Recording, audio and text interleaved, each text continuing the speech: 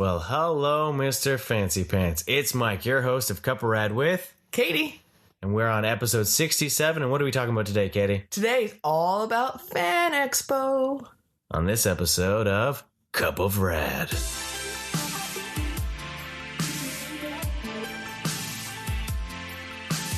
Okay, so here we are. It is Vancouver Fan Expo 2020 Family Day weekend. Dun, dun, dun. And we're going. And, well, we're going to have a little Radnesia moment first, actually. Okay. Because there was a reason for a little bit of Radnesia before we went to Fan Expo. We had to introduce Kiddo. To Army of Darkness. Yes. That's right. It's Radnesia Army of Darkness edition. And why were we having a Radnesia Army of Darkness edition this week, Kitty? Well, you know what? We were, getting ready. Well, should we go to a Fan Expo? Should we not? And then the news dropped that the man himself, Bruce Campbell, was going to be there. The chin. And I got this text from Mike.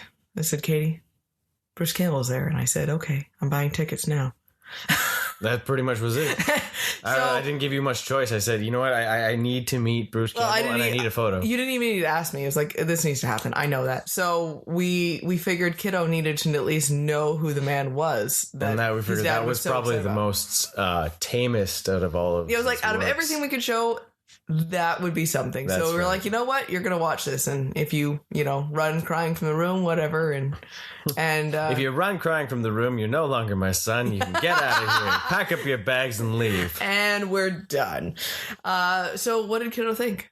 So he had a lot of fun with it. He thought it was funny. Yes. He thought it was weird. He laughed a number of times, like actual laugh. He liked the fact that he said groovy. It's like, why does he says groovy so much? Right.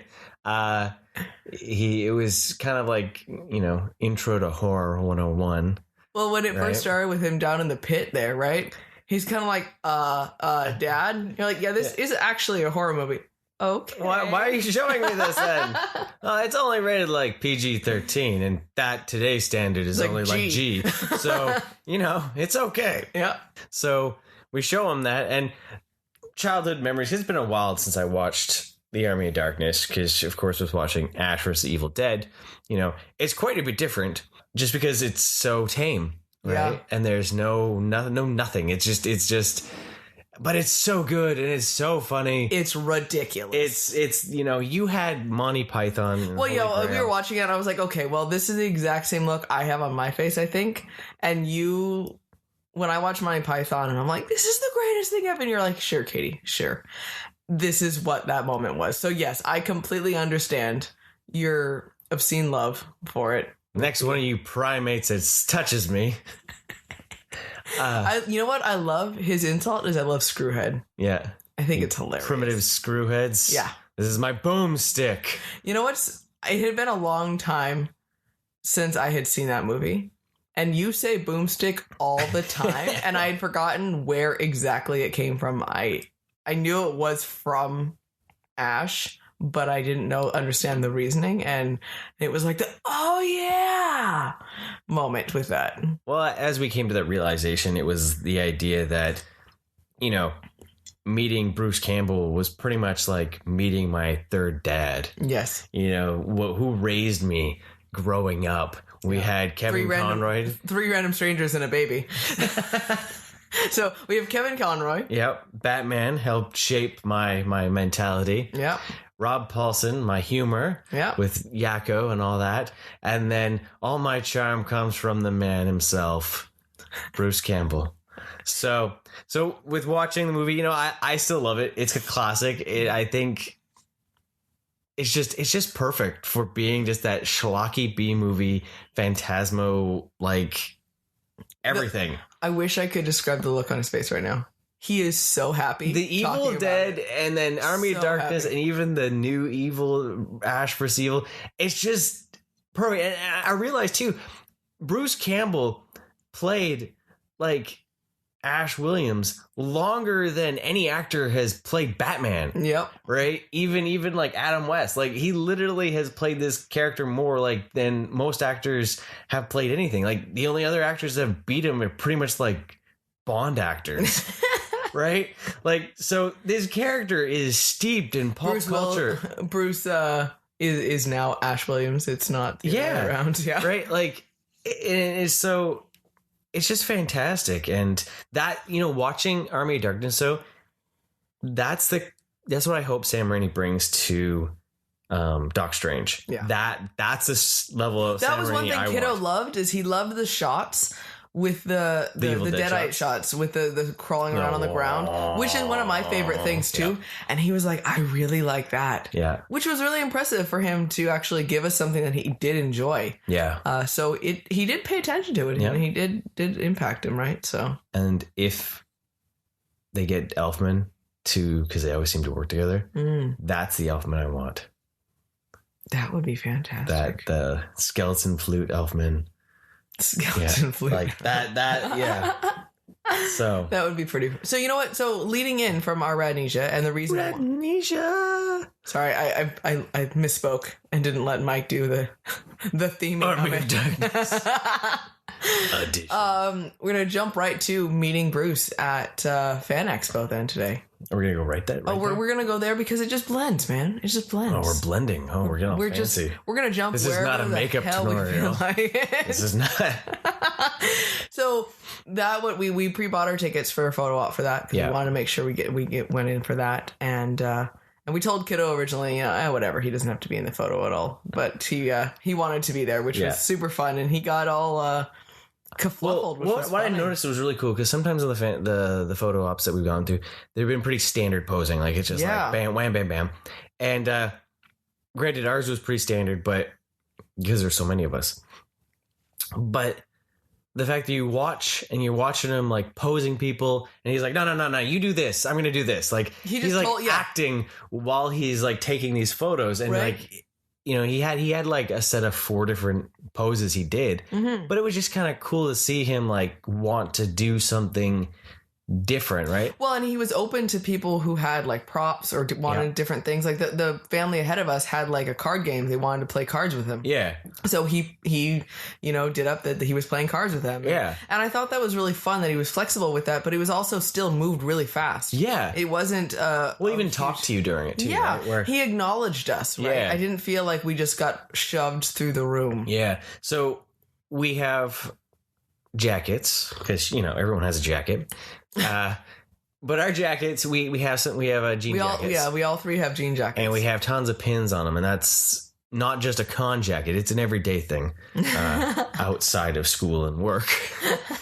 So if you see us in public, most likely we'll have those on, unless it's the summer or it's the dead of winter. Yeah. And we have pins, and we swap out our pins depending on what we're doing.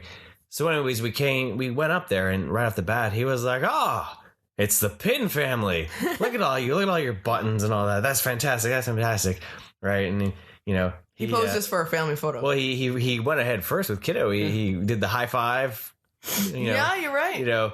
Too high, down low, too slow. And then he gave him a quick, like, fake punch. And then, so that's why Kiddo is all, like, flustered, right? Right. Well, because his hand was stuck in his pocket. Like, he wasn't expected, I think, to be interacted with. And it was just like, oh, I have to respond. But that was really cool that he did actually pay attention to him, right? Right. And so we get in there and he's like, okay, this is like the classic family photo thing. Like you here, you there, right? Mm-hmm. And it was just really fun, right? So we got that experience. Then we got our photo. Yeah. Surprise. And we went to go get it signed. And he wasn't there at first, so we went to go try to do something else. But then we went back and he was there. It was a huge line. Yeah. So we waited in line. Almost missed it. I was so worried. He had a panel. Q&A, right? Oh, and we was cutting it close, man. We had like 20 minutes left before the Q&A started, and we were like 5 people deep still. Yeah. And what was nice, it sucked waiting in line, but it was awesome that he was taking time with everyone. He was only doing autographs. He wasn't doing like selfies at the booth. Yeah. Right. But he was talking to people. So when we got up there, it was really cool because he looked at it and he went, "The Button family." All right. And to me, I thought it was kind of cool because how many hundreds of people has he probably seen over a couple of days? Yeah. And just for that little detail, it wasn't like, "Hey, you remember us? We're the Button people." Yeah. It was on him. He noticed it. And then he sat there and he looked at the photo and he's like, "This is a really good photo. I like this photo." He's like, "Yeah, this this is really good. Yeah. Like lightning in a bottle, good. Yeah. And it is impressive to get 4 people all smiling at the same with a child in one shot. Well, you know, it did turn out I really pulled well. because he has an ego, so I thought it was like, oh, well, it's because you're in it. He's like, no, I'm being serious right now. This is a really good photo. It was like he had to break his character for a moment and be like, no, I'm telling you, like I like what's going on here. But it was fun, you know, because I joked with him about the, you know, you're one of my 3 dads, and he's like, oh, I'm sorry. Yeah, that was a bad dad. I was a really bad dad. Well, and we told him that we had showed Kiddo Army of Darkness. And he looked at me and said, I'm sorry. Yep. You had to start there. He's like, there's not much you can do, you know, with skeletons. They just kind of explode in dust and all that. So, but it was fun because he acknowledged each of us. He talked to us. He, you know, shook our hands. Yeah, he was a very gracious man, and he was super fun and charismatic still. Yeah, he was, and he has style still for you know, that suit was fantastic. Yeah, I think this is your goals when you're older is fancy sparkly suits.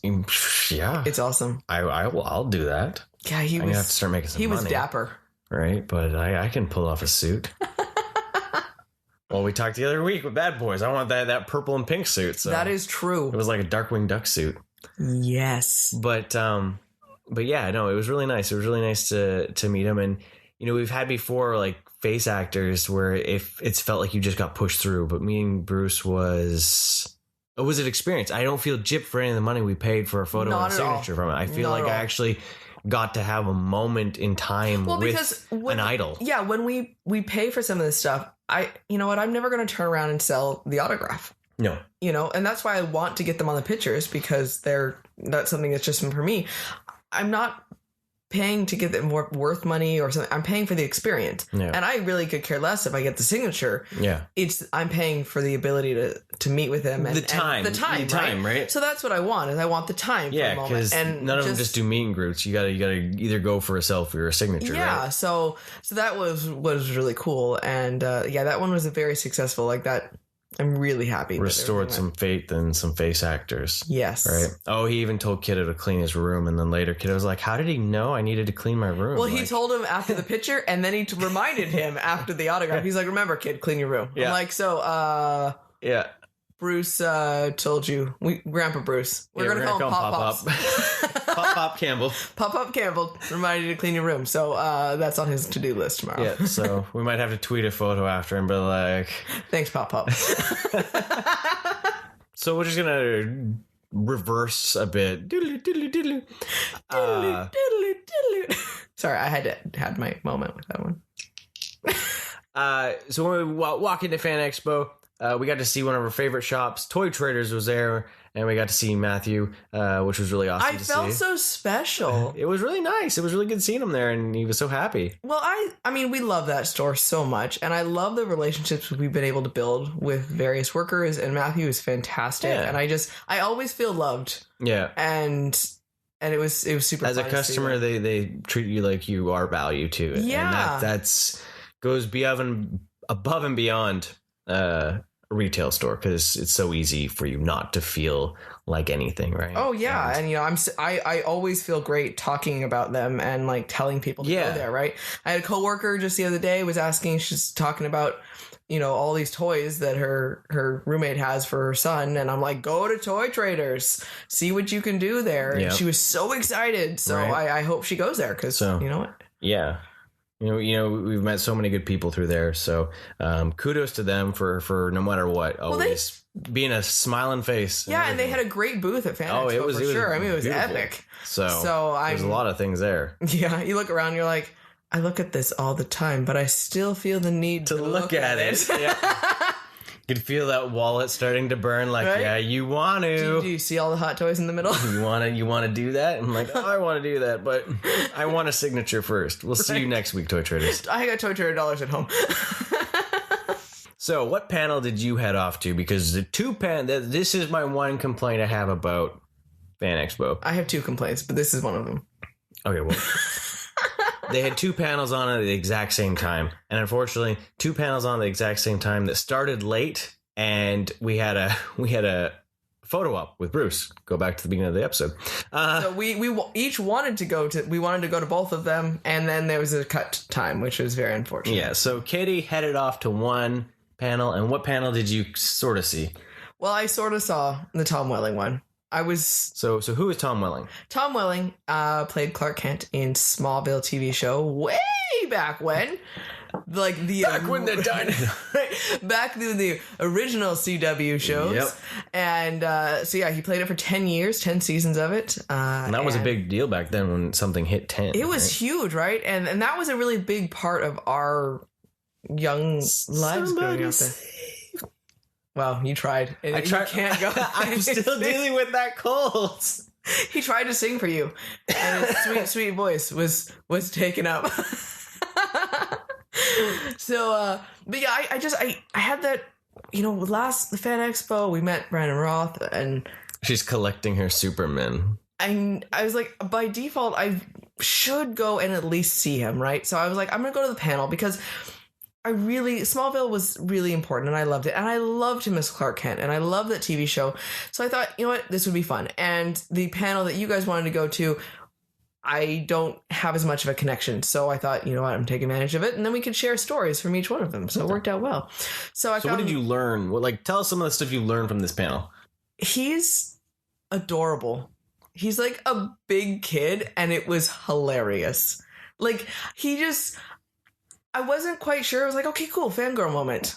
And then I was just like, I am so sad I have to leave this because he's hilarious. He was joking with people and just genuinely happy and just exuded joy. And I think that I really loved that, right?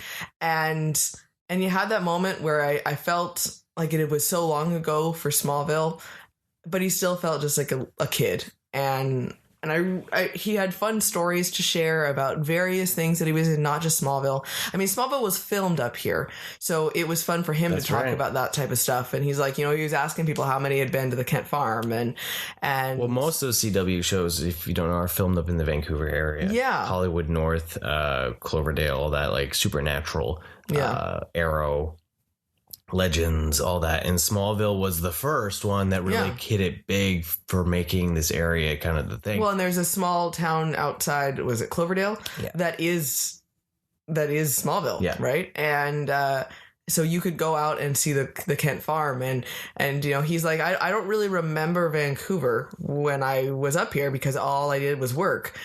But it's beautiful, and he's like, I probably could get to the Kent farm with my eyes closed. Like, he knows how to get there, and but it was fun because he exuded such appreciation and love of when they did Smallville. Yeah, but he definitely feels like it had its run, and they bookend it, and it was an interesting concept. He was because he loved the idea that the story was being told of Clark Kent as a teenager. The fact that, you always see Superman and he's already got his stuff figured out. And he liked that there would be someone who was going through the same issues as any other teenage boy, but then also having all these extra things, right? And having to find himself in a different sort of light, and all this, kind of fleshing out that story. And he liked a lot more of that high school aspect. And so when they did mention, he's like, and then we went and did that whole blur thing, and it just kind of he definitely didn't like when he started becoming more of a Superman feel. And someone had one of the questions I thought was funny asked, and they're like, how happy were you when you got to finally wear the Superman suit? Without even hesitating, I hated it.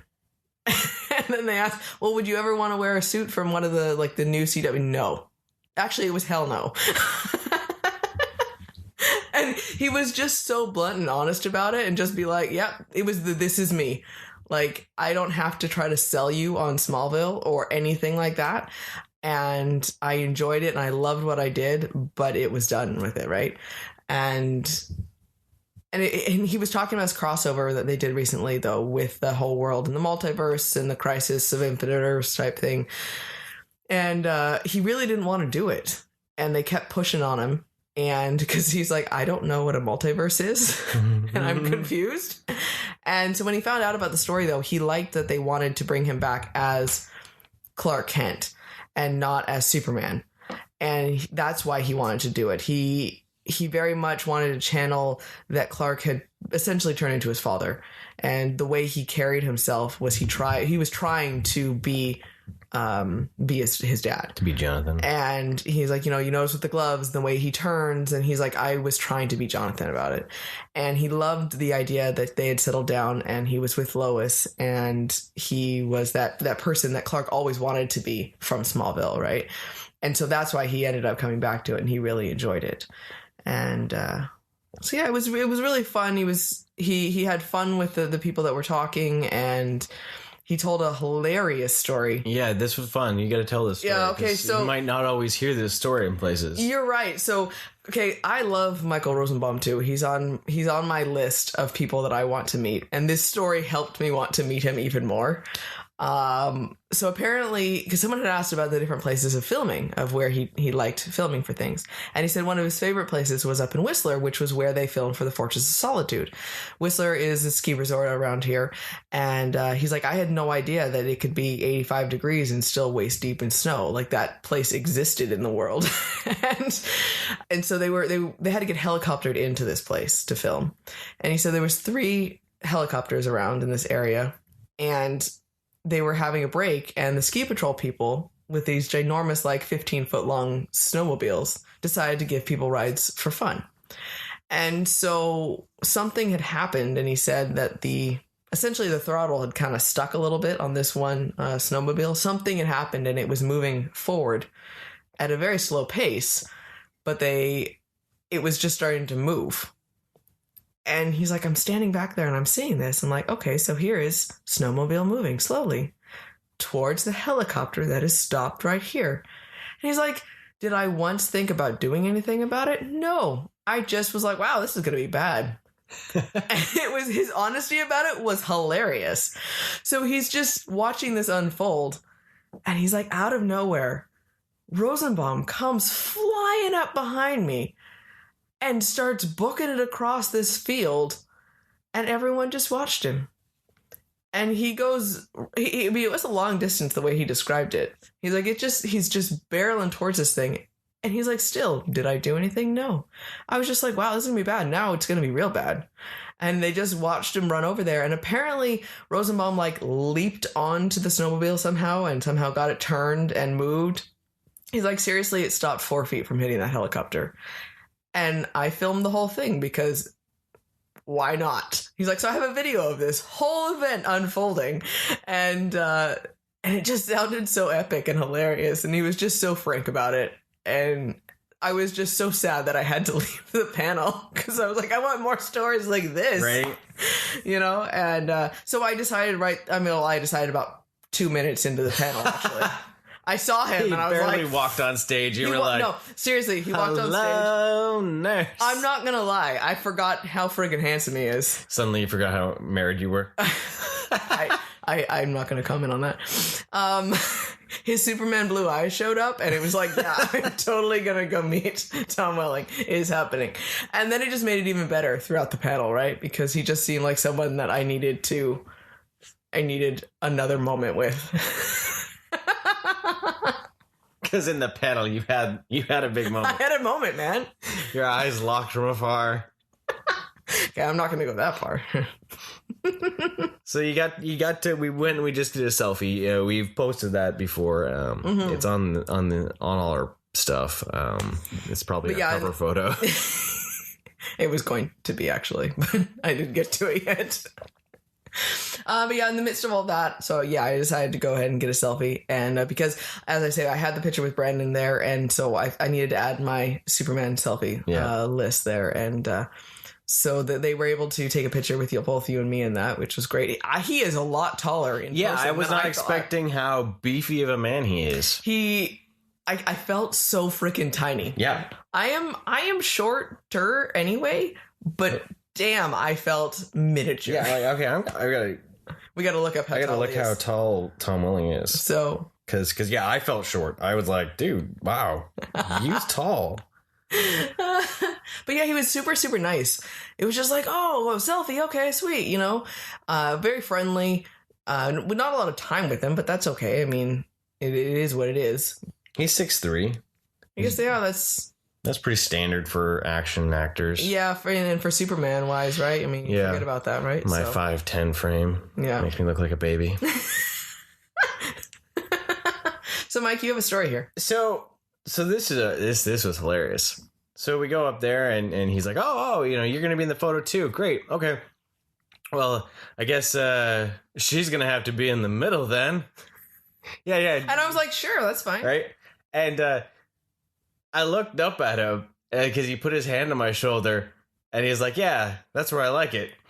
And he winked at me and he gave me this like that charming smile that Clark would have when he was like on red kryptonite.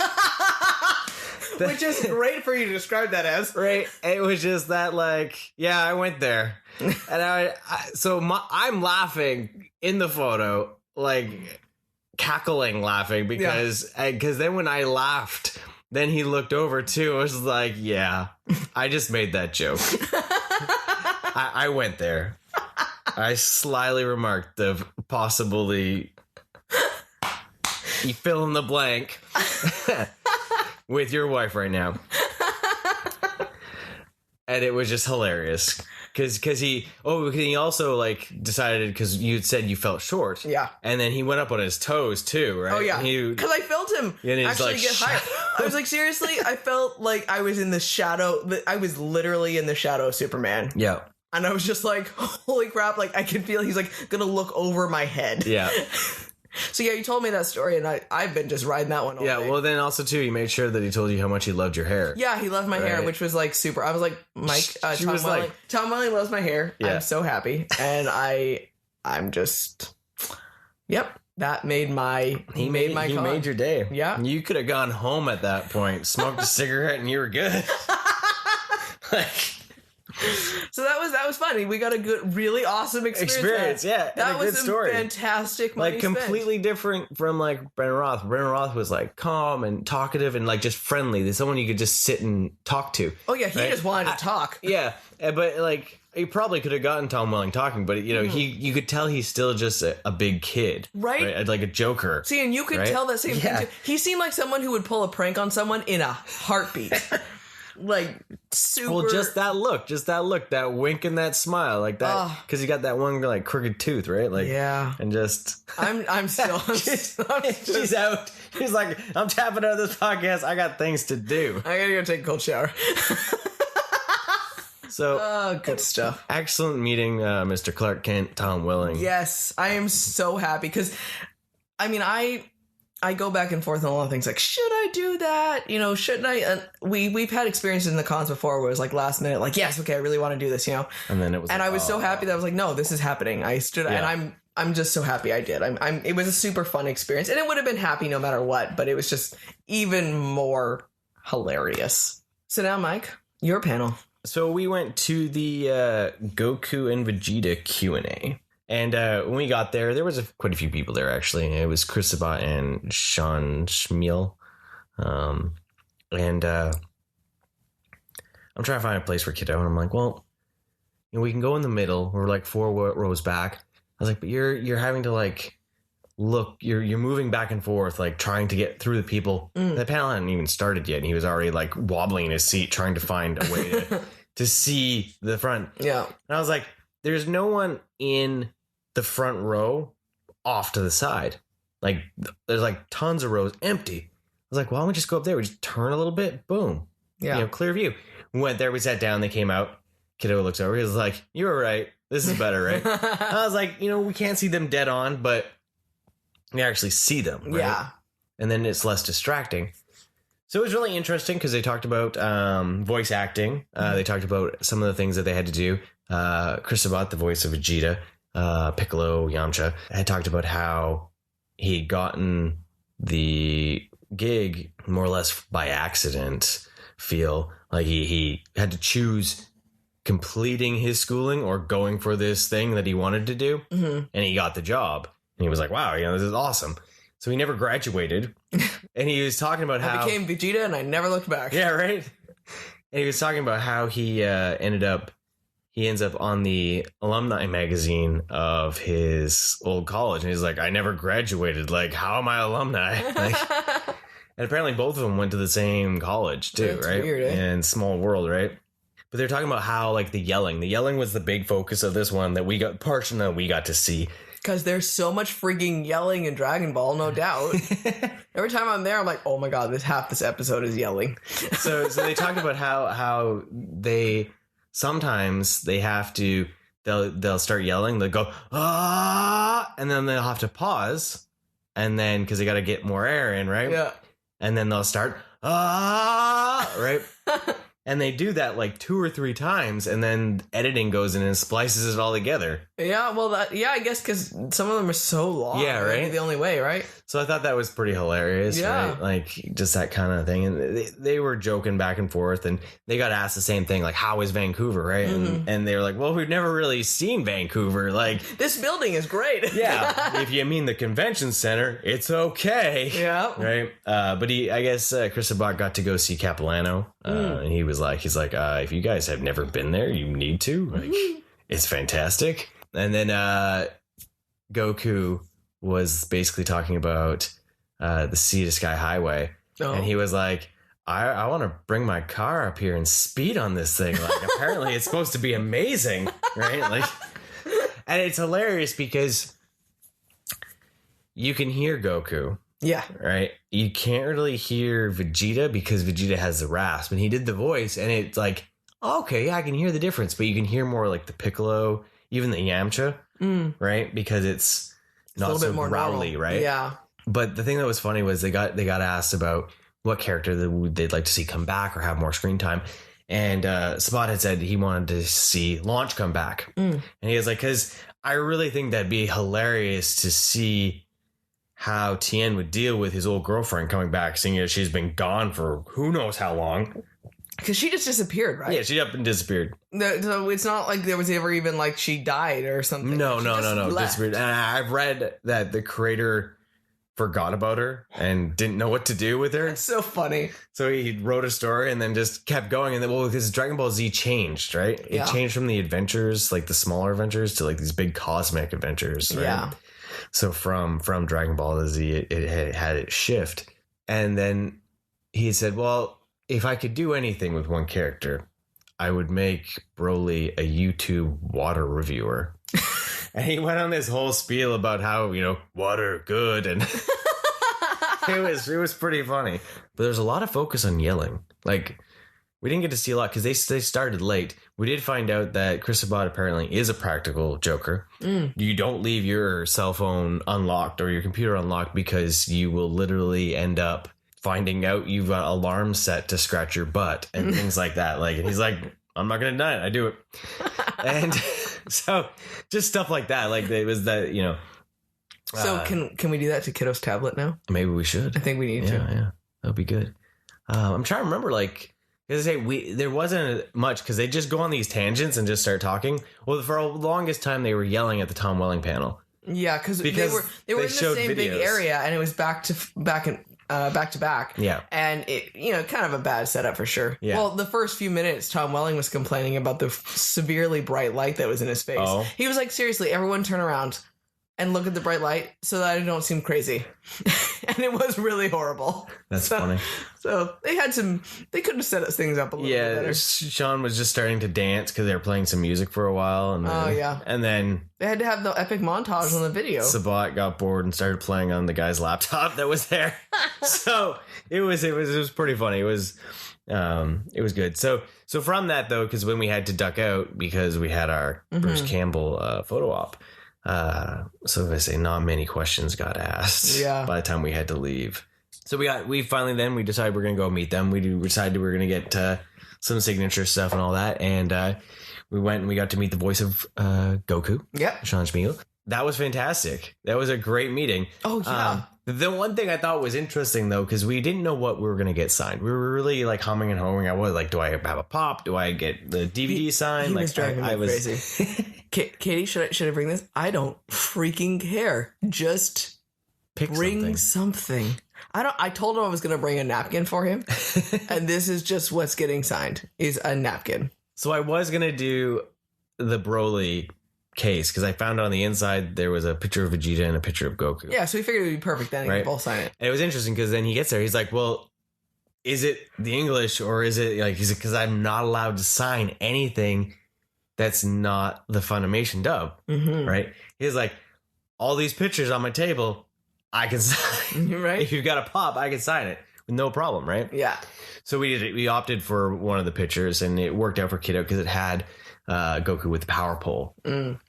So he was happy with that. Right. Mm. So it was sparkly. it was all sparkly too. That was pretty fantastic. Katie approved of sparkles. So Kiddo is wearing his Uniqlo Dragon Ball t-shirt. Yeah. And it's got Dragon Balls and it's got capsules and the radar and the power pole and the Nimbus and all that, right? Mm-hmm. And we found out too from Sean there that he's not allowed to wear any shirts that aren't licensed. And he's like, some of the stuff that's licensed I don't really like because some of them aren't the greatest, right? Yeah.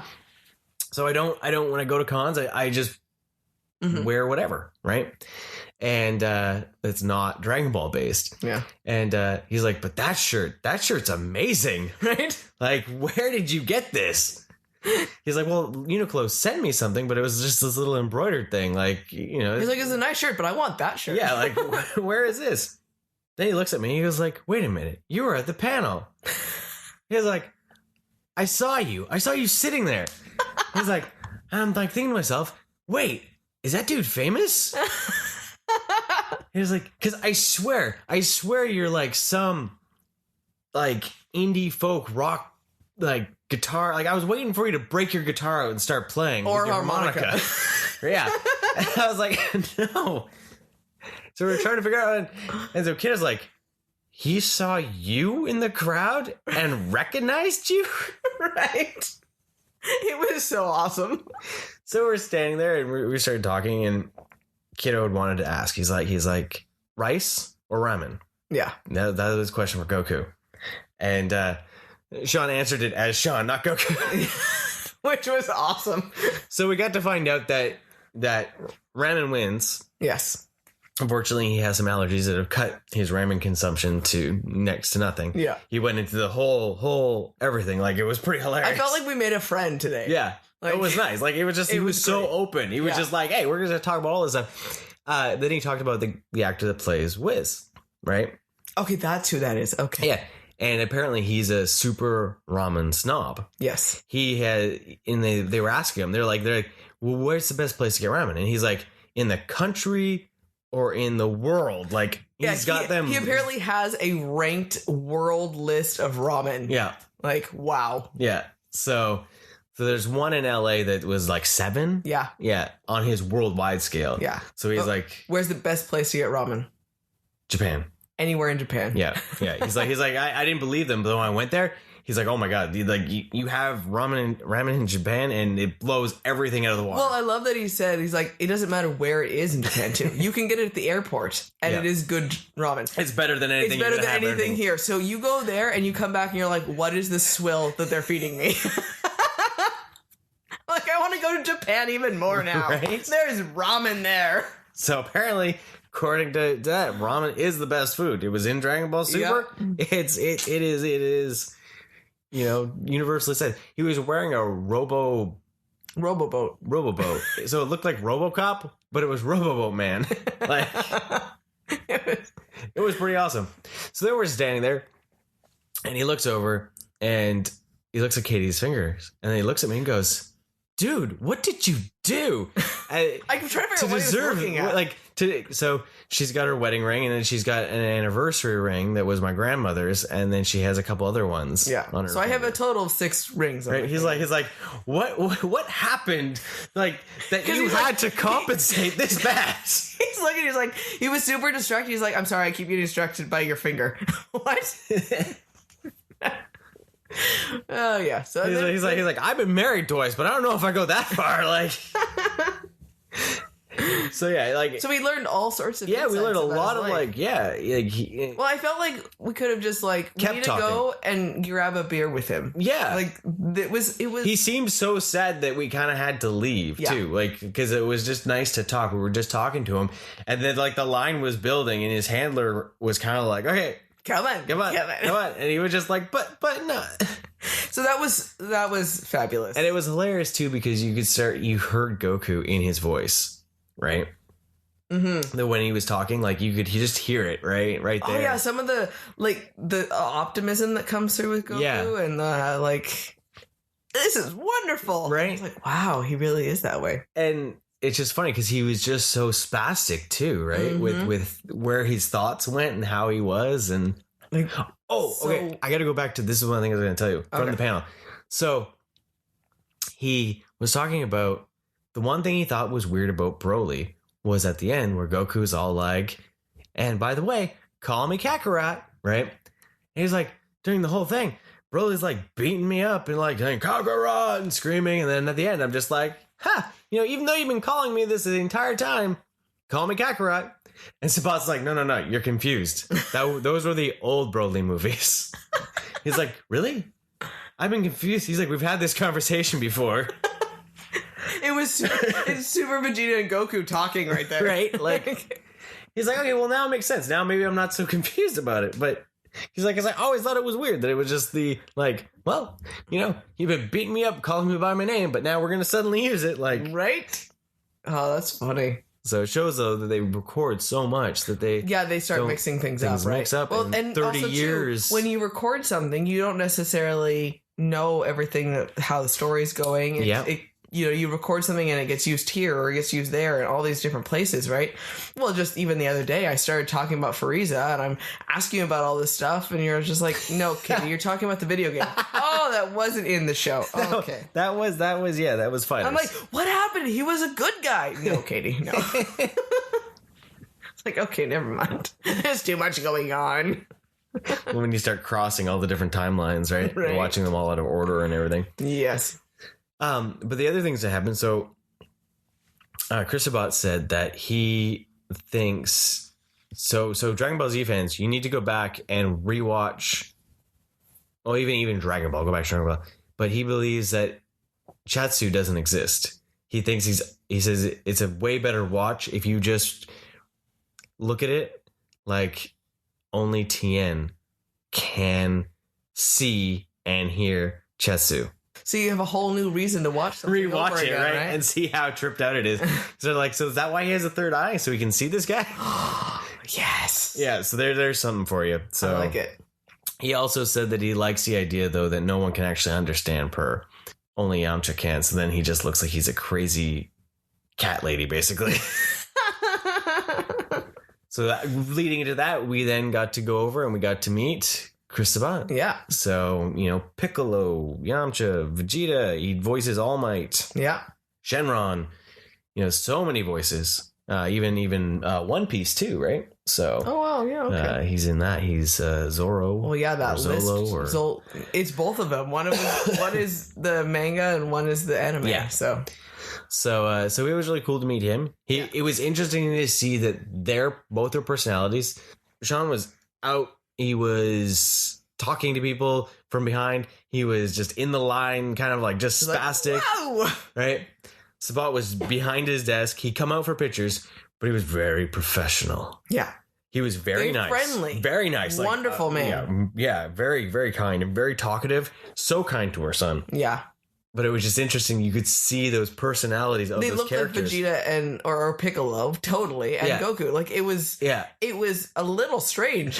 Like their life has mirrored the characters that they play now because I think it's ingrained in them. Yeah. Now. Oh yeah. You got to wonder what kind of feedback actually happens then. Yeah. When you have a character for so long, which is weird. So my favorite part was this starting, like literally off the bat. He looks at Kiddo's shirt, and he's like, that shirt is amazing. He's like, I need to take a picture. And he takes a picture of the shirt. And then he just starts texting on his phone. And we're like, and this is from the panel. Happening? It was the idea that he gets distracted with technology. And I'm like, okay, well, I'm just going to wait here for a moment. He's like, sorry, I need to text this to someone. He has a friend that tried to do a shirt that had capsules and stuff like that, and it didn't get approved. Yeah. Because they said that they couldn't do that. Yeah, and he's like, I know I have seen this somewhere. And he's like, I'm going to show this as proof that they did approve it so they can figure it out now. Yeah. And he's like, where was this from? We're like, it's from Uniqlo, right? And he's like, It's like, so that was a funny.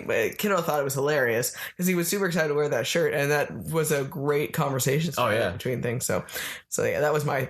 I thought it was funny. So we got to have that experience, and we got the sparkly Vegeta print, and it was nice too because he wrote Kiddo's name into Vegeta screaming, right? Yeah. So I thought that was really nifty. So then, because Kiddo had his question for Goku, and then I was like, "Okay, well, do you have any questions for Vegeta?" He's like, "Oh, no, not really." And then he's looking, and he's like, "Well, you've got all these pictures, you got all these people," and he's like, "You only have dead Yamcha." He's like, "That's so sad. That's so sad," and it was so awesome because Sabat just reaches over, writes, well, because the Yamcha picture has a thought bubble. Yeah. For him, right? So you would thought he's like, I bet you that so he could fill it in whatever he needed, right? So you're cool, Kiddo, unlike me, and so he got 2 signatures from Sabat just for making that comment. Right? Yeah, it was such a wonderful surprise that he was able to do that for him. Yeah, and it was just so nice, like and I think it's just gonna further Kiddo's love of anime. Yeah, right, because he had good experience so with excited, with both of them, right? Yeah, and and then Sabat too was really because we told him Kiddo wanted to go see My Hero the movie. Yeah, and he was just like, "Oh, you're gonna really it's gonna blow your mind," and he totally pumped him up about that. Right? And we've only been watching the sub, and Kiddo mentioned that he's like, "Oh, you got to watch the dub." Yeah, right. And so then Kiddo had mentioned because we got a free trial for Funimation from going to the con. And he's like, "Well, we could watch that. Maybe we should go see the." Because originally he wanted to go see the sub of the movie, and I was worried. I was like, well, different screen, like harder. It'd be harder. To watch. Yeah, definitely go for the dub right. one. I was like, so the dub probably make more sense. So now he's like, because Chris Sabat told him to go see the dub. He's like wants to do that one. Like he's like, no. He told me to do this. I need to. Like, so it was what? It just that experience between the two of them just furthers our voice actors are phenomenal people to meet. Every con that we've gone to, hands down. If you have a voice actor you want to meet, go and see them. They are wonderful live human up beings. to the legendary status that you put in your mind. Yeah. Bill Farmer with Goofy. It was, yeah. Rob Paulson, got to name drop that one. Of course. Kevin Conroy. Maurice LaMarche. Like everything we've met, it's just. LaMarche was so much. He was another one of those people that could have just hung out and talked to. Probably, sometimes I wonder if we're just too polite and we should just be like, hey, what are you doing after the con? Let's get a beer. Right? Like, I don't know. I mean, yeah, I think our buttons and our personality is fun. People like that too. Yeah, they both commented on the buttons. Yeah, that was a big thing. Like, and because all three of us are like that and everything, we stand out. And then I currently have pink hair, and that helps. I haven't gone to a con without funny colored hair, or not funny colored. I don't know. It's amazing colored hair and bright colored hair. There you go. I had my blonde. I'm like, I can't go to a con with blonde hair. What am I doing? So it was just absolutely wonderful experiences. Yeah, definitely. And they were a treat to meet. It just, I'm new still to the Dragon Ball fandom, but I've been able to blast through some of it. You would never guess it with the way our world is right now. But it's just like it made it more awesome, right? Yeah. And it just to show that they really care about these characters, and we also got to see Jessica from Fantasy Soapworks. She was there with all her amazing products, which was cool. Yeah, I got to see a friendly face too, right? Yeah, I got to buy a mermaid bath bomb, and Kiddo got a Pikachu bath bomb, so I'm super excited about that. I hadn't ever got to shop for my own things there, so it was fun to actually be able to smell them all and see them. Right? So definitely check them out, Fantasy Soapworks. Yes. And with that, though, we got to see quite a few cool cosplays. Very much so. That's one of the staples of going to a convention. Yeah, I found a really awesome Wonder Woman. It was the movie Wonder Woman costume, and it was just phenomenal looking. Yeah, it was. It was more very well done. The leather look and everything like that. It was really cool. And I don't normally go up and ask for pictures with things, but I was just like, no, this is really cool. I just got a picture with Wonder Woman. So, right? Yeah, it looked like it too. It was that well done. Yeah. Right. You found someone you wanted. You just went to comment, and she offered to take a picture with you. I got to see a really cool Fruity cosplay, and which was cool because so many of the My Hero Academia ones were just in their like classroom outfits, Yeah. or like the training outfits, and this was like her in her hero costume, and it was like to a T, like it looked amazing. Details with hair, like the hair in the back and all that, and I just have to tell you, like, this thing is, your costume is fantastic, because Fruppy's one of my favorite characters in that. Well, I loved her. She actually had heels on, and the way her feet were designed. I didn't even notice that. Yeah, right? so it looked like she had the frog feet. Yeah, which I thought was great. It was a very creative way to do that. Yeah, and so she kind of had the way she was walking, almost the shape of the character as well. Yeah, so. Which was really cool. I got to see a whole bunch of like Sailor Moon like armored versions. Yeah, they were like knights. Yeah, it was almost like a Kingdom Keepers like He-Man version of like Sailor Moon, and it was all the sailors, which was really cool. Kiddo kept pointing out the Skeletor, which, I mean, it was a phenomenal costume. It had the full face mask, the jaw moved and everything. He had the black underneath the face too, like. And Evelyn was with him. Yeah, it was impressive for sure. Yeah, there were some good ones that we saw. Yeah. Those were some of our favorites. And then, of course, you have all the Star Wars there. The 501. 501, it's a charity group, local cosplay group. Kiddo got to shoot some stormtroopers. Yeah, it's like a Nerf gun, yeah. Nerf gun, and you got to pay for charity-wise and shoot at the stormtroopers. We got a picture with them, and that was really cool. Yeah.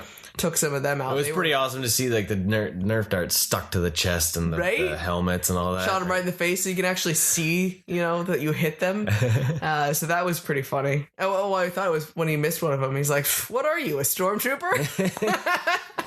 But then the one thing that we do like to do when we've gone to the cons is, as much as retail is fantastic, the artist alley. Yeah, that's where we could spend thousands of dollars, I swear. Art crawl. So what were you wearing today, Kitty? Because you did it out of irony. I did. I wore my Bob's Burger tank top that said, "Shut your mouth, it's art crawl." Yeah. And I pulled it out of the closet and I was like, "Mike, I think this is the shirt for tomorrow because it's art crawl." Yep. And so we found one booth where they were just the nicest people, and they were so overwhelmingly happy with all of our flair. And then he sees my shirt and he's like, "It's a Bob's Burger shirt." And I was like, "Well, because it's art crawl." And he just thought it was the greatest thing ever. He's like, "Oh my gosh." So I was very happy. He's like, "See, I it was like one person got the whole thing." I know, right? He's like, "I think you're my favorite person today." I was like, that makes me so happy. Like, you're so nice. Right? So we bought some awesome Baby Yoda stuff from them. Yeah. Mainly we got stickers. There was so much art I wanted to buy, but I still have art from like the last 3 cons that we have so much art that we've collected over the years, and we don't have a place to display them, right? And so it's hard. Frame it and yeah, it's like I want to keep supporting this, and I want to have some of it, but it's difficult. So yeah, we tried to find stickers. Stickers out, jacking up my laptop. Yeah, I got a really awesome Sailor Moon sticker, and we got I got a really beautiful Jessica Rabbit button actually, which was really cool, little stylized, but it's still really essential to the character, and that was fun. And I like them too because they're local artists for some of these ones, most of these ones as well. You have the comic book creators themselves, but so much of them are local people, which is really fun to be able to like support, right? Yeah, exactly. So that was something. As I was trying to find something My Hero Academia or I saw a lot of Demon Slayer stuff, and I was like, oh, I want to buy that, but it's just gonna go in that envelope, the envelope of doom. So yeah, I got the asset is now on my computer. Yes, and I found a Ches pin, which we couldn't pass that up. Sticker. It's super stylized, so it's not like 100% like bang on. Like you've got to know your Pokemon to know that it's Chespin. I think it's even better than it because he's like, oh, like he looks like a spy or stuff. Like he's all. So those are the 2 stickers that I snagged. Nice. Well, Kiddo got an Oshawott. Yeah, and that one's super stylized as well, right? But I want to get a Fruppy. I just couldn't find one that I liked. Yeah, or there was nothing that was like a sticker. So that's gonna be my goal. So if you find a Fruppy that's pretty awesome, let me know. Yeah, I think I could have bought something from like half of those booths, if not more. Stickers or things that are just really cool. You're just like, oh, this is awesome and fun, and I almost got that Ash on a skateboard sticker. Yeah, Like, I'm kind of sad. I should have just bought it for you. it was so big though. I wouldn't have been able to fit it on the laptop. That is true. I don't know where I put it. We almost bought a Capsule Corp sticker for the smart car. I thought that was been kind of funny. Yeah, I'm a little. I want to decorate the car with stickers, and then I'm like, do we want to dig into that again? Because we had an Altima that had amazing, wonderful stickers that were like super meaningful to us, and then when we had to get rid of the car, it was like devastating. Yeah. So I'm like a certain amount of fear for it, but you have to commit a little bit, right? We were putting patches, speaking of committing, we were putting patches on your jacket because we'd been collecting these patches. We finally got an iron. So I was like, okay, let's put some of these on before Fan Expo, And you were just everything on your jacket that I put on years ago went on. And they've been hardcore, like on there, no problem, right? And then he goes to start putting things on his, and they're not on mine too. It's not sticking and not working at all. And then 2 of them actually ended up coming off at the expo. You were able to I moved my hand back, and all of a sudden I felt like someone was like, what? And I grabbed it, and there's a patch in my hand. Yeah, so luckily we didn't lose any of them. They don't have any glue, so I'll have to stitch them on now. Right, and he's like, well, because, he likes to change out his buttons. He themes them. He has a whole horror theme, then he changes that for Halloween, and he has animated ones. He has anime and all this sort of stuff, right? Heroes. So he's like, these patches are permanent. And I said, you know what, Mike? I think your jacket is rejecting the permanency. Yeah. And this is why you can't get a tattoo, because that's way too permanent. It was my second skin was like, be gone with you. The power of Christ compels you. Yes.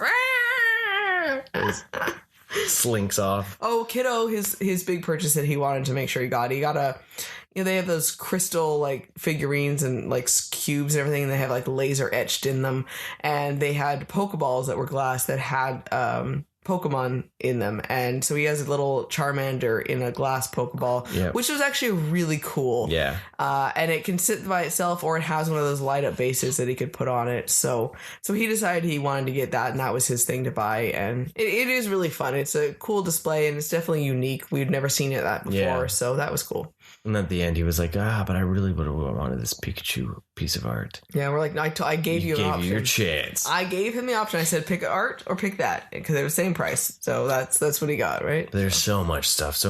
Like, it was fun.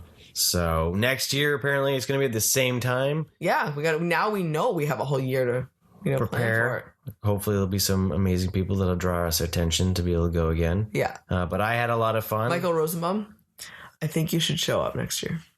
Just saying. I think that's what needs to happen. Just saying. Just in case you were wondering and be like, what am I going to do next February?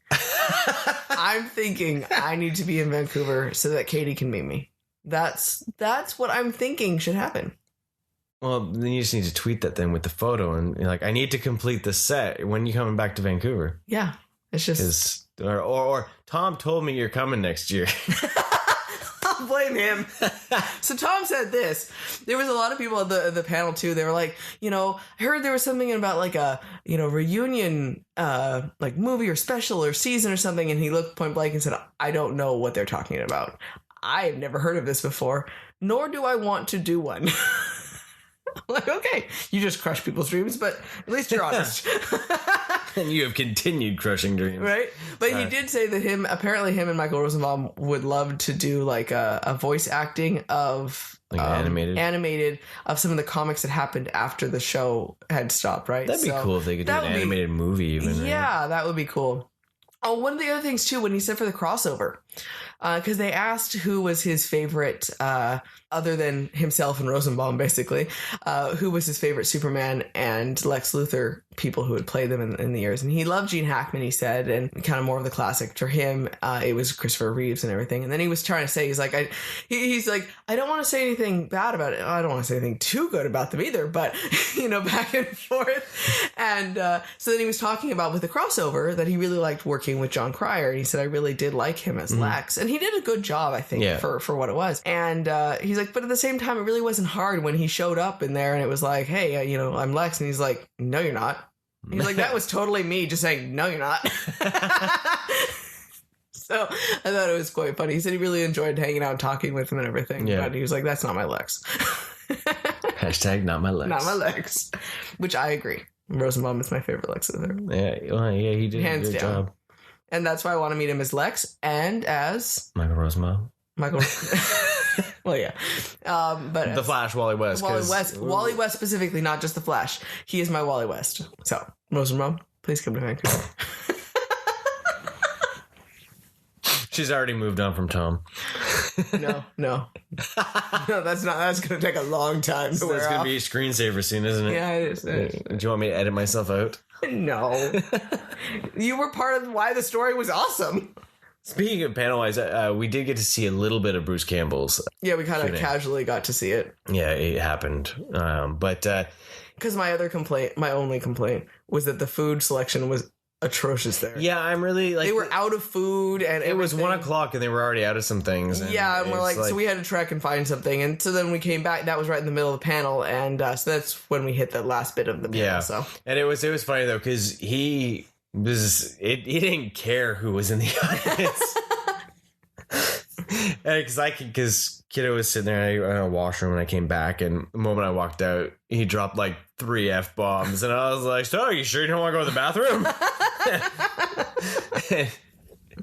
But he was totally like, it was hilarious to see how frank he was about certain things, and he talked about certain things, and it was interesting to hear. I always like hearing his stories because I remember reading his first autobiography, If Chins Could Kill. When I was flying to do my theatrical degree, that's where I got my acting advice. Nice. Mainly because I was interested in all the Evil Dead stories, right? Yeah. Like how they filmed things and all that. Because he talked about how they had done Evil Dead and no one wanted to, people fainted and they didn't want to see anything like that again. So they made another movie. I can't remember what it was called now. It was a Crime Wave or something. Crime Wave. He was talking about it there. Yeah. Because he was like, well, this is tying into that. That's because he was like, no one knows about Crime Wave. Yeah. He's like, you can't find it. It bombed. It was just supposed to be a campy, like, crime detective story. And the moment it bombed, we started writing Evil Dead 2. Yeah. Because we needed to try to pull our careers out because of the toilet, right? He's like, this is bombing so hard, like our careers are doing if we don't fix this now. Yeah. So. And he delivered that so well. Yeah, it was like a stand-up. Like, he did not skip a beat or get flustered by anyone's questions. Yeah. Like, just anyone's question. It, yeah. Right? It was interesting, too, because so when we first, someone had asked about the MCU, it sounded like who he would have played, and he's like, I don't live in a what-if world. Yes. That was one thing that was even with Tom Welling, too. The guy's like, he stands up, he's like, hi, I'm so-and-so. And then he just kind of paused, and Tom's like, I believe you. And then he was just like, are you going to continue? I love your attitude right now. You remind me of my husband. I don't know what you're talking about. Right? Not at all. Not at all. I think we had a good time. Yeah, I had a great time. Love to hear about some of your con experiences, or if you got something coming up, who you met, who you had good times with. Yeah. Do you love meeting voice actors as much as we do? If you couldn't tell, gold star approval. Right? Actually, everyone we met today was fantastic. I highly recommend it. If you ever get a chance to meet Tom Welling, Bruce Campbell, San Schmiel, or Chris Sabat, totally do it. Worth it. There was other people at the con, but those were the fandoms that drew us to them. Yeah. Time flew by really fast today, too. Yeah, it was only 10 to 5, and it was like, bam. And because we were in a, 2 hours with Campbell, basically. Yeah, that was... So... The man took a lot of our day, but that was worth it. It was fantastic. So. Totally worth it. I'm going to go, I don't know, stare at my photo. Hang it beside my bed so I can see Papa Bruce. Pop. That's going to be a joke for a long time. Kiddo is definitely going to be... That's definitely going to be used. You don't want to disappoint Pop. So clean your room. It's going to happen. It's going to happen. Well, thank you for listening. Stay rad. Thanks for joining us, everyone, and have a wonderful day. Thank you for listening. Want more rad content? Follow us on Facebook, Instagram, and Twitter. And don't forget to subscribe, rate us, and leave us a review. And remember, be excellent to each other and party on, dudes!